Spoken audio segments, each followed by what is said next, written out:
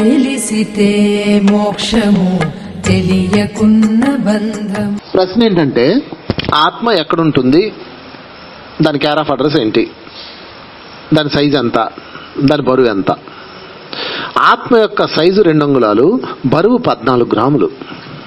ఇది ఎలా తెలిసింది అంటే ఈ మధ్య సైంటిస్టులు, స్పిరిచువల్ సైంటిస్టులు చనిపోతున్న వాళ్ళని గాలి కూడా బయటికి వెళ్ళని బాక్స్ లో పెట్టేశారు. కోమాలోకి వెళ్ళి చనిపోతుంటారే వాళ్ళని తూకం వేశారు, కొలిశారు, వెయిట్ చూశారు. వెయిట్ చూస్తే ప్రాణం పోయిన తర్వాత 14 గ్రాములు వెయిట్ తగ్గారు. అలాగా ఒకళ్ళ మీద కాదు, కొన్ని వందల మీద మరణించే వాళ్ళ మీద పరిశోధన చేస్తే వాళ్ళు మరణించక ముందు ఉన్న బరువుకి, మరణించిన తర్వాత ఉన్న బరువుకి, అంటే మరణించాక కొన్ని లిక్విడ్స్ బయటికి వెళ్ళిపోతాయి, దానివల్ల కూడా బరువు తగ్గచ్చు అని మీరు అనుకోవచ్చు. అయ్యేం బయటికి వెళ్లకుండా తయారు చేసిన ఎక్విప్మెంట్ తో కొలిస్తే 14 గ్రాములు ఎగ్జాక్ట్లీ డిజిటల్ మీటర్ చూపించింది. చనిపోక ముందు, చనిపోయిన తర్వాత. ఓకే, చనిపోక ముందు ఎంత ఉన్నాడు? 64 కేజీలు ఉన్నాడు అనుకోండి. చనిపోయిన తర్వాత 59 కేజీల ఎంతమ్మా? 14 గ్రాములు తీసేస్తే 86 గ్రాములు. అంటే 14 గ్రాములు తగ్గింది వాడు 65 కేజీల్లో. అలాగే అందరు బరువులు చూస్తే అప్పుడు తేల్చారు ఆత్మ యొక్క బరువు 14 గ్రాములు, హైట్ 2 అంగుళాలు. ఆత్మ హైట్ ఎంత ఉంటుంది అనేది బ్రహ్మంగారి వాణిలో ఉంటుంది చూడండి. 2 అంగుళాల యొక్క ఆత్మ తన యొక్క బ్రుకుమిటి స్థానంలో నిలబడి తన కాంతి తరంగాలు ప్రవహింపజేస్తుందని బ్రహ్మంగారి పాయింట్ లో ఉంటుంది. ఇది ఆత్మ యొక్క సైజు అండ్ వెయిట్ తెలుసుకున్నాం. ఇప్పుడు ఎందుకు ఆడెవడు? మనమే. అందుకే మీకు ఒక అనుభవం చెప్తాను. రాత్రిపూట మీరు నిద్రపోతారు. నిద్రపోతున్నప్పుడు ఎత్తైన కొండ ఎక్కుతారు. ఎత్తైన కొండ ఎక్కి అక్కడ నుంచి ఒక్కసారి పడిపోతారు. పైనుంచి కింద పడిపోతారు. దబక్కమని వెలుకొచ్చేస్తుంది. మీకు వచ్చిందా అనుభవం? పులిక్కి పడతారు, ఇలా తుల్లి పడతారు అనమాట. ఎందుకు? అదేంటో తెలుసా? ఈ 2 అంగుళాలకు మీరు శరీరంలో ఉన్నప్పుడు దాని కాంతి అంతా ప్రవహించి మీ గ్రావిటీ ఎంత? మీ గ్రావిటీ ఫర్ ఎగ్జాంపుల్ ఇప్పుడు నేను ఉన్నాను, నా హైట్ 6 అడుగుల 2 అంగుళాలు. ఓకే, ఇదిగో నేను నుంచుంటున్నా చూడండి. అంటే ఇప్పుడు నాకు ఈ గ్రావిటీ అలవాటు అయిపోద్ది. ఒకసారి నేను పెద్దోడిని అయిపోలేదు కదా. నేను చిన్నప్పటి నుంచి కొంచెం కొంచెం కొంచెం కొంచెం కొంచెం కొంచెం పెరుగుతూ వచ్చాను కాబట్టి నాకు ఈ గ్రావిటీ అలవాటు అవుద్ది. ఈ గ్రావిటీ నేను ఇప్పుడు ఈ ఫ్లోర్ లో ఉన్నా, ఈ గ్రావిటీ అలవాటు అవుతాను, దాన్ని గ్రావిటీ అంటారు. ఇప్పుడు ఒక్కసారే నేను శరీరం నుంచి బయటకు వచ్చా అంటే 6 అడుగుల శరీరం నుంచి 2 అంగుళాలు ఆడే అయిపోయా నేను ఒక్కసారే. అంటే 6 అడుగుల శరీరంలో 6 అడుగుల 2 అంగుళాల శరీరంలో ఉన్న నేను 2 అంగుళాలు అయిపోయాను ఒక్కసారి, అంటే మరగుజ్జు అయిపోయా. అప్పుడు ఈ శరీరం ఎలా మారిపోద్ది? కొండలా మారిపోద్ది. అందులో నుంచి బయటికి రాగానే పైనుంచి పడిపోయినట్టు, దబ్బని పడిపోయినట్టు భయం వేసి మళ్ళా లోపలికి వెళ్ళిపోద్ది. మీరు ఉలిక్కిపడి నిద్రలేస్తారు. మళ్ళీ ఈ గ్రావిటీ అలవాటు అవుద్ది. అదనమాట దాని రహస్యం. అందుకని రాత్రిలో మీరు సూక్ష్మ శరీరానం, అంటే రోజు కాదు ఎప్పుడన్నా అలా వస్తుంది. సూక్ష్మ శరీరానం చేసేటప్పుడు మీరు బయటకు వస్తారనమాట. బయటకు వచ్చినప్పుడు అప్పుడు ఈ జర్క్ ఉంటుంది అనమాట. బండి స్టార్ట్ అవగానే ఒక జర్క్ ఇస్తుంది అనమాట. అలాగా లారీ స్టార్ట్ అవగానే, ఆటో స్టార్ట్ అవగానే ఒక జర్క్ ఇచ్చి స్టార్ట్ అవుద్ది, అలాగనమాట. సరే, ఈ ఆత్మ ఎక్కడ ఉంటుంది? అసలు పాయింట్లోకి వద్దాం. ఎక్కడ ఉంటుంది అంటే పలానా చోట 14 రోజులు ఉంటుంది, పలానా చోట 15 రోజులు ఉంటుంది, పలానా చోట 20 రోజులు అనేది అంతా సత్యము కాదు. అది అందరికీ కాదు. ఎందుకంటే ఇందాకే మనం చెప్పుకున్నాం, ఆత్మ దాని యొక్క స్థితిని బట్టి ఆ ప్రాంతంలో ఉంటుంది. అర్థమైందా? జీవుడు ఆత్మ అనకూడదు, దీన్ని జీవుడు అనాలి. యాక్చువల్ గా ఆత్మ అంటే పైన ఉంటుంది, పైలోకాల్లో ఉండేదాన్ని ఆత్మ అంటారు, కింద ఉండేదాన్ని జీవుడు అంటారు. జీవుడు ఎక్కడ ఉంటాడు అంటే ఈ శరీరంలో 6 క్షేత్రాలు ఉన్నాయి. మూలాధార, స్వాదిష్టాన, మణిపూరక, అనాహత, విశుద్ధ, ఆజ్ఞ, సహస్ర అన్న క్షేత్రాలు ఉన్నాయి. ఈ క్షేత్రాల్లో వాడు మూలాధార వ్యక్తి అనుకోండి, అది మూలాధార క్షేత్రంలో ఉండిపోతుంది. అందుకే వాడు మూలాధారంలో ప్రవర్తిస్తాడు. సైజు ఆత్మలు అన్నమాట. స్వాదిష్టాన క్షేత్రంలో ఉందనుకోండి, నేను నాది అంటుంటాడు. అంటే మూలాధార క్షేత్రంలో స్థితమైన వాడు మూలానికి ఆధారం చూపించంటాడు, దేవుడే లేడు అంటాడు, నాస్తికత్వంతో ఉంటాడు. 2వ చక్రంలో కొన్నాళ్ళకి నెమ్మదిగా ఆత్మ 2వ చక్రంలోకి వెళ్తుంది. 2వ చక్రంలో ఉన్నవాడు స్వాదిష్టాన్ని మైసెల్ఫ్ లో ఉంటాడు. నేను నాది అన్న మాట్లాడడం మొదలెడతాడు. ఎప్పుడు నా కేంద్రం, నా పిరమిడ్ అని కూడా అనొచ్చాడు. నా ఏరియా, నా ఇల్లు, నా గుడి, నా మందిరం అంటాడు. అటు 2వ చక్రం కాడు అనమాట. 3వ చక్రం మణిపూరక చక్రంలో ఉన్నవాడు అహంకారంతో ఉంటాడు. నాకే అంతా తెలుసు అంటుంటాడు. ఓకే, అంటే వాడి లక్షణాలను బట్టి వాడు ఎక్కడున్నాడో తెలిసిపోద్ది గురువులకి. మీ లక్షణాలను బట్టి మీరు ఎలా మాట్లాడతారు, ఎలా ప్రవర్తిస్తున్నారు, మీ యాటిట్యూడ్స్ ఏంటి బట్టి వాళ్ళు పట్టేస్తారు నువ్వు ఏ చక్రంలో ఉన్నావో. సీనియర్స్ అయితే అలా తెలిసిపోతాయి. సరే, ఎవరికో తెలియక్కర్లా, ముందు మనకు తెలియాలి కదా. అనాథ చక్రంలో ఉన్నాడు శాంతి శాంతి శాంతి అంటుంటాడు, సైలెంట్గా ఉంటాడు, మౌనంలో ఉంటారు ఎక్కువ. విశుద్ధ చక్రంలో ఉన్నవాడు సేవ చేద్దాం అంటాడు, శుద్ధంగా ఉంటాడు అనమాట. వాడి మనసు చాలా శుద్ధంగా ఉంటుంది. ఇవన్నీ ఎందుకంటే మనకి ధ్యానం చేస్తే ఏమవుతుందండి, అన్నదానం చేద్దాం, రోడ్లు ఉడుద్దాం, రక్తదానం చేద్దాం అంటుంటాడు. విశుద్ధ చక్రంలో ఉన్నాడు. ఆజ్ఞా చక్రంలో ఉన్నాడు సాధనా మార్గం వైపు వెళ్ళిపోతాడు. సత్యం తెలుసుకోవాలి, సాధన చేయాలి, ఇంకా నేనే దైవాన్ని తెలుసుకోవాలి, నేనే దైవం అన్న కోణంలోకి వెళ్ళిపోతాడు. శాస్త్రాలకు వెళ్ళినవాడు పై స్థాయి వాడు, బ్రహ్మర్షులు అనమాట. మాక్సిమం జీవుడు 6 చక్రాల్లో ఉంటాడు. ఎక్కడ పర్మనెంట్ గా ఉంటాడు అంటే ఎక్కడ పర్మనెంట్ గా ఉండడు. వాడు బయట ఏ స్థితిలో వాడి గుణాలు ప్రవర్తిస్తున్నాయో, వాడి చుట్టూ ఎటువంటి గుణదోషాలు ఉన్నారో అక్కడ దిగుతూ ఉంటాడు.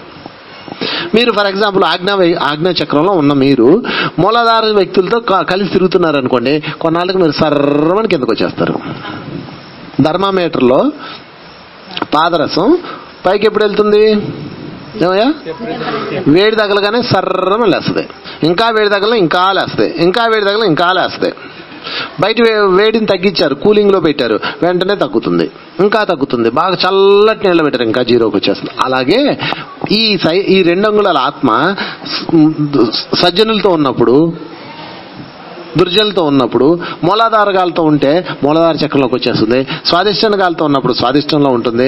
అనాథలో ఉన్నప్పుడు గాలతో ఉంటే అనాథలో ఉంటుంది. అంటే దాని యొక్క ఒరిజినల్ స్థితి ఏది, ఆజ్ఞ అనుకోండి. ఫర్ ఎగ్జాంపుల్ నాకు తెలిసి ధ్యానం చేసే వాళ్ళందరూ ఆజ్ఞా చక్రమే. కానీ మీ ఒరిజినల్ స్థితి ఆజ్ఞా చక్రం అయినా కానీ మీరు మూలాధారాలు గాలతో ఫ్రెండ్షిప్ చేశారనుకోండి, అక్కడి నుంచి కిందకి లాగబడుతుంది వాళ్ళ చేత. అందుకే చాలా ఇంపార్టెంట్ స్నేహం చేసే వ్యక్తులు. ఆ చెత్త రాజకీయాల్లో పాల్గొనొద్దు, ఆధ్యాత్మిక రాజకీయాల్లో అసలు పాల్గొనొద్దు, విమర్శల్లో పాల్గొనొద్దు, తిట్లలో పాల్గొనొద్దు, రాళ్ళేయడంలో పాల్గొనొద్దు. పాల్గొంటే మీరు వాళ్ళతో పాటు వెళ్ళిపోతారు. దీనివల్ల డేంజర్ ఏంటో చెప్తా చూడండి. మీరు మూలాధార చక్రంలో ఉన్నారు, స్వాదిష్టం చక్రంలో ఉన్నారు, మణిపూర్ చక్రంలో ఉన్నారు, అనాథ చక్రంలో ఉన్నారు, విశుద్ధ చక్రంలో ఉన్నారు, ఆజ్ఞా చక్రంలో అన్నది ఇంపార్టెంట్ కాదు. కానీ సడన్ గా మీ మరణం వచ్చింది, మీరు ఎక్కడి నుంచి బయటకు వస్తారు అన్నదే ఇంపార్టెంట్. బాగా గుర్తుపెట్టుకోండి.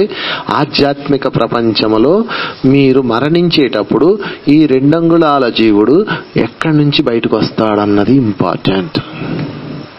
ఈ దేహంలో నుంచి. దేహానికి ఎన్ని డోర్స్ ఉన్నాయి, ఎన్ని రంధ్రాలు ఉన్నాయి?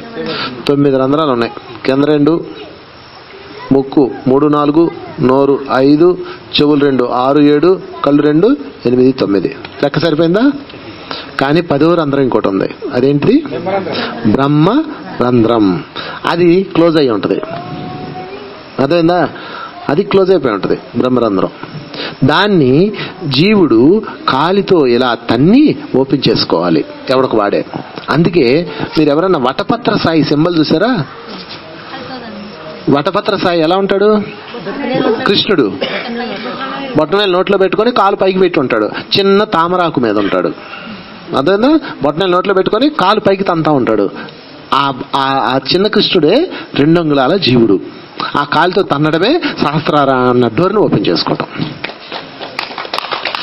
The last symbol of in your spiritual life. అయితే ఒక విచిత్రమైన విషయం ఏంటంటే, మీరు మూలాధార అంటే ఏటి నుంచి వస్తే ఏమేమి దరిద్రాలు చెప్తాను. మూలాధార స్వాదిష్టైన మణిపూరక చక్రాల్లో ఉన్నవాడు కింది రంధ్రాల్లోంచి బయటకు వచ్చేస్తాడు, మలద్వారంలో నుంచి లేదా మలమూత్ర ద్వారాల్లో నుంచి బయటకు వచ్చేస్తాడు. అంటే ఎవరన్నా మరణించినప్పుడు వాళ్ళు టాయిలెట్కి వెళ్ళిపోతారు, అంటే వాడు మలదారులోంచి బయటకు వెళ్ళిపోయాడు. నీచమైన చావు అది. వాడి మళ్ళా ఆడి జన్మ దరిద్రంగా ఉంటుంది. అనేక దరిద్రమైన కష్టాలు, అనేక దరిద్రమైన కర్మలు ఎత్తుకోవాలి. ఎందుకు వాడు అక్కడి నుంచి వెళ్ళాడు చెప్పడం చూద్దాం. వాడు అక్కడ ఉన్నాడు కాబట్టి. అంతే. మీరు మరణించే సమయానికి ఎక్కడ ఉంటారన్నది ఇంపార్టెంట్. సదా ఒకే చక్రంలో స్థితమై ఉండాలా. ఎక్కడ పడితే అక్కడ తిరిగితే అంతే. చావు ఎప్పుడు వస్తుంది మీరు చెప్పగలరా? అంటే ఇప్పుడు ఇక్కడ ఉన్నాం, రేపు అక్కడ చూసుకుందాం అంటే కుదరదు. అర్థమవుతుందని నేనేం చెప్తున్నాను? చాలా హయ్యర్ పాయింట్ ఇది, చాలా కేర్ఫుల్గా అర్థం చేసుకోండి. ఇక మలద్వారాలోంచి వెళ్ళినవాడు మూలాధార స్వాదిష్టన మణిపూరక చక్రాలోంచి వెళ్ళినవాడు, అది నీచమైన చావు. అట్లాంటి చావు దరిద్రం ఉంటుంది. మంచంలో పడి దరిద్రమైన ఇంకా అసలు చెప్పలేం. పాపం వాళ్ళ స్థితి అది. అంతే. ఏం చేస్తారు? విశుద్ధ చక్రంలో ఉన్నవాడు ఎందులోంచి వెళ్తాడు చెప్పండి? విశుద్ధం ఎందులోంచి వెళ్తాడు? నోట్లోంచి వెళ్ళిపోతాడు. కళాకారులు, ఎక్కువ కళాకారులు అందరూ నోరు వేసుకొని చనిపోతారు. ఓకే,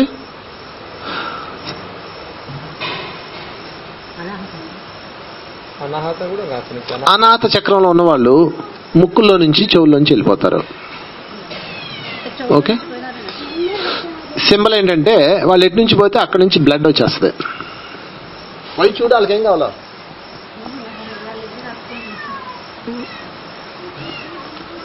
అర్థమైందండి? మీకు ఒకటే సింబల్, అక్కడి నుంచి బ్లడ్ వచ్చేస్తుంది. ఆజ్ఞలో ఉన్నవాడు కళ్ళలోంచి వెళ్ళిపోతాడు. ఓకే, ఆజ్ఞలో స్థితమైన యోగి అనకూడదు, ఆజ్ఞలో వాళ్ళని.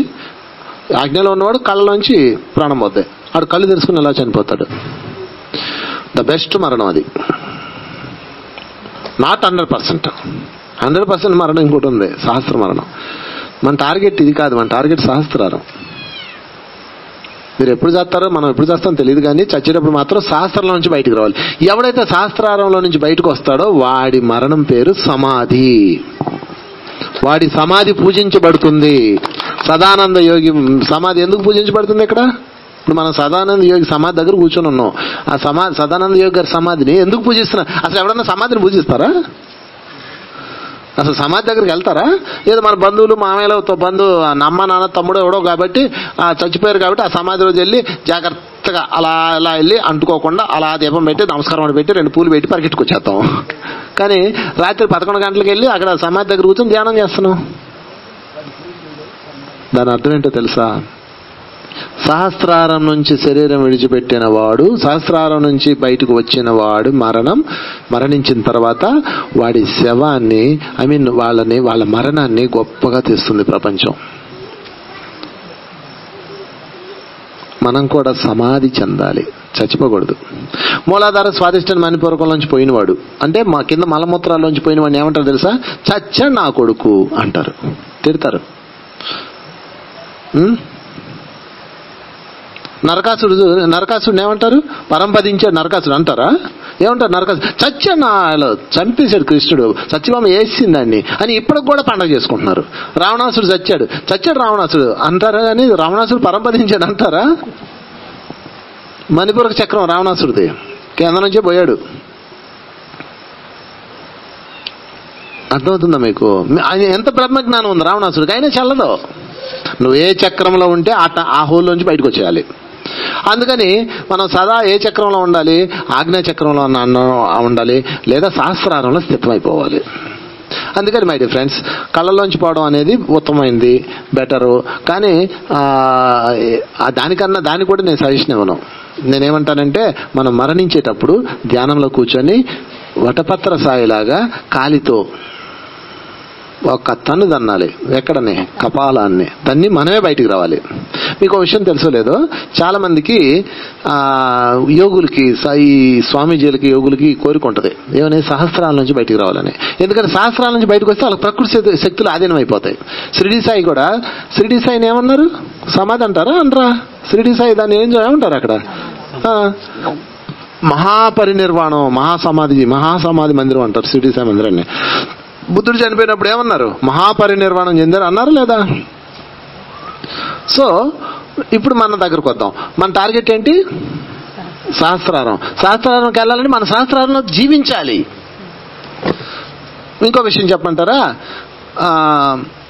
సహస్రారం ద్వారా వస్తే ప్రకృతి శక్తులు ఆధీనం అవుతాయి అని చెప్పేసి కొంతమందిని సహస్రారం పగలగొట్టి కపాల మోక్షాన్ని ప్రసాదిస్తారు కొంతమంది గురువులు.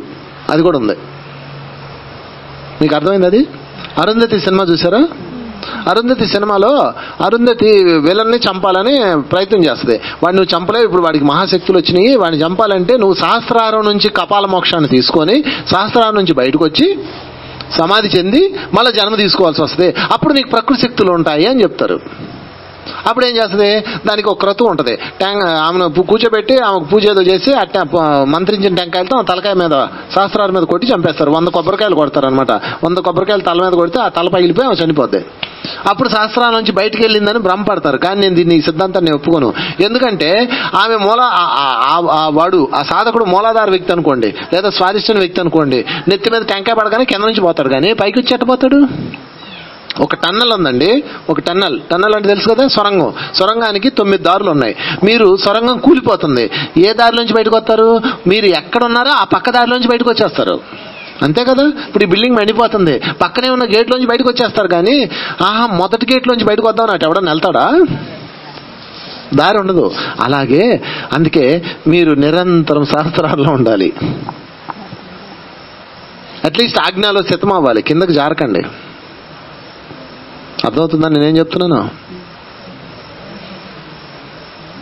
సో మై డియర్ ఫ్రెండ్స్, మనందరం ఏదో రోజు చావాల్సిందే కదా.